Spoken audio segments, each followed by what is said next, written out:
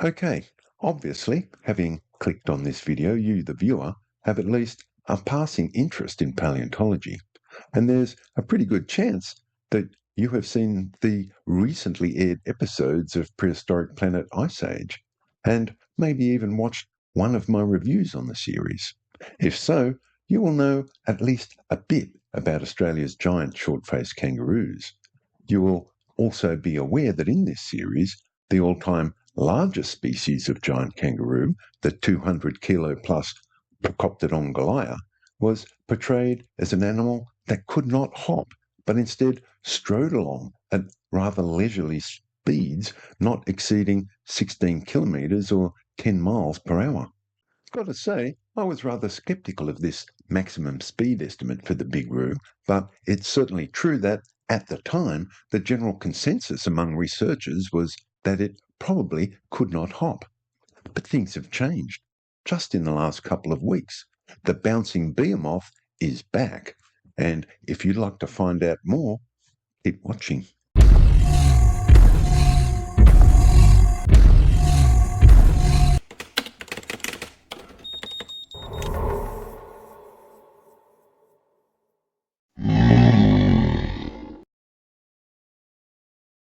Hi, I'm Professor Steve Rowe.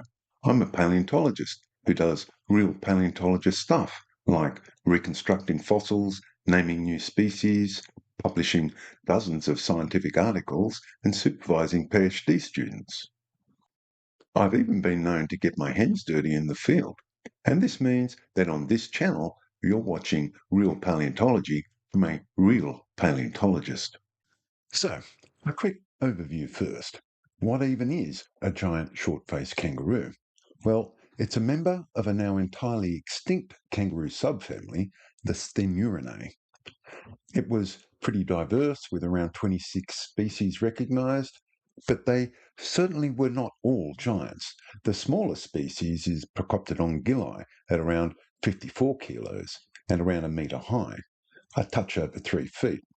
It's been argued that another older species, Wobbleroo hilarus, might also belong to this subfamily, and it was considerably smaller still, around 8 kilos. We've known for a long time that there must be an actual size limit beyond which it is physically impossible for an animal to hop.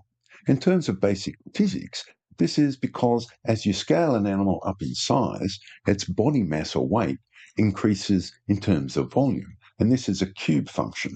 However, the maximum force that its muscles can generate are directly proportional to the muscle's cross-sectional area, which is a square function. So, as animals get bigger, their volume and hence their weight increases at a faster rate than their muscles' capacity to generate force. At some point, it's just not capable of generating enough force to lift it from the ground. This is called the square cube law, and it influences the form and function of animal species in many ways. Similarly, when a hopping animal lands, the impact stresses scale disproportionately, and at some point, the animal's bones, ligaments, and tendons will crack or snap. Now, there are adaptations that can accommodate these physical constraints up to a point. Bones can become relatively larger and or longer or shorter, and muscles and tendons can become relatively larger and thicker, although there are absolute limits here too. So anyway, back in 2008, McGowan and friends here predicted the forces placed on the major tendons involved in a range of kangaroos, notably the Achilles tendon here. The capacity of the tendons to store elastic energy plays a major role in the kangaroo's exceptionally high efficiency while hopping.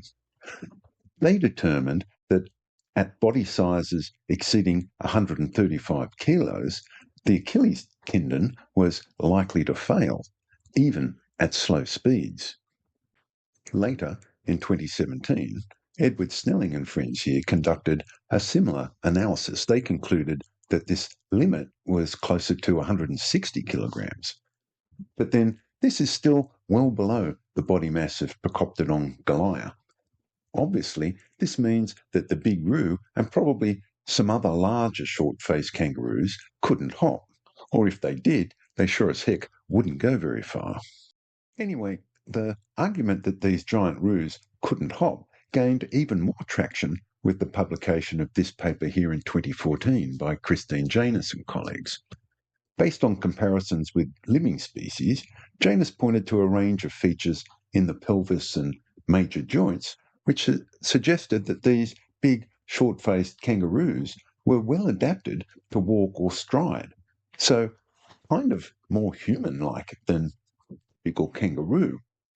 Since then, the trackway of a large bipedal animal has been attributed to a big kangaroo too, although I don't think it's been formally published anywhere, except in a conference abstract. So, right up to a couple of weeks ago, this was the general consensus. Giant kangaroos simply could not hop. But then, on the 22nd of January this year, Megan Jones and friends published this paper, Biomechanical Limits of Hopping in the Hind Limbs of Giant Extinct Kangaroos. These folks aimed to test two of the factors limiting the maximum size achievable by a hopping animal. The first factor was the strength of its fourth metatarsal bone, which was the bone most vulnerable to breakage. In we humans, this is one of our foot bones. Basically, they wanted to determine whether this bone could take the forces generated in hopping without breaking. The second objective was to test whether the Achilles tendon could have been thick enough to take the forces involved. Now, I'm not going to try and drag you, the viewer, into a discussion of the math involved here. I'm sure that 99% of you would switch off immediately. But one thing I really do like about this paper is that they included a really wide range of living and fossil species in their analyses, 63 species in total. In short, what they found was that through shortening and broadening their fourth metatarsal bone, giant kangaroos would have been able to hop without breaking their feet. Through studying the calcaneum, that is the ankle bone in each of these species, they were also able to determine that the maximum thickness of their Achilles tendons would have been thick enough to accommodate the forces generated in hopping, even in the very largest individual. So, our giant hopping kangaroos have bounced back, so to speak. Although there is an important caveat to consider here. The shortening of the fourth metatarsal bone in particular would have reduced the maximum speed attainable while hopping. It also seems unlikely that these giant kangaroos in the 160 kilogram range or more could have maintained a hopping gait over long distances. But importantly, Jones and colleagues conclude that giant kangaroos were probably able to hop at relatively high speeds, at least over short distances, which is, of course, a handy trick if you are trying to escape a bunch of marsupial lions or spear-wielding first Australians hell-bent on making a meal of you. Okay, folks, I'll leave it there. I hope you enjoyed this episode, and if you did, please like and subscribe. You could even throw me a few bucks by way of a super thanks. I'll be sure to mention your generosity in my next video. But regardless, I'll be back again shortly with another.